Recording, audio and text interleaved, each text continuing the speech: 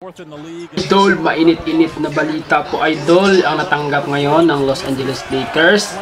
So trade naman po idol ang nangyari sa Los Angeles Lakers. Dalton and Reddish kapalit po si Mark Williams ng Hornet idol. Ang lupit po idol na sintro po ito. So 7 flat po yung height.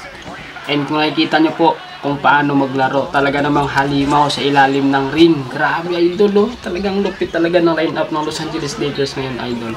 So marami nagsasabi na sayang daw kung bakit binitawan si Dalton.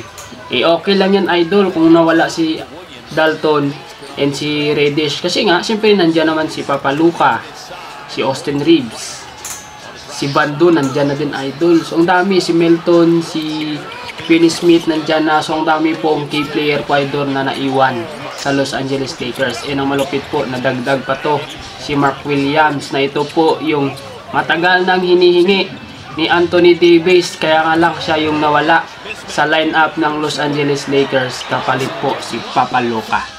Tagala naman po idol, nasa championship roster na po yung Los Angeles Lakers sa ganitong lineup. Talagang solid yung lineup na ito idol. Tingnan mo ang laro ni Mark Williams idol. Tingnan mo, Mala Howard po maglaro. Talagang grabe aggressive po sa rebound, sa block, and syempre po sa dakdakan sa ilalim. Talagang malupit po yung lineup ng Los Angeles Lakers idol. Nakaka-excite yung playoffs nito tsaka championship. Let's go mga idol, Lakers Nation.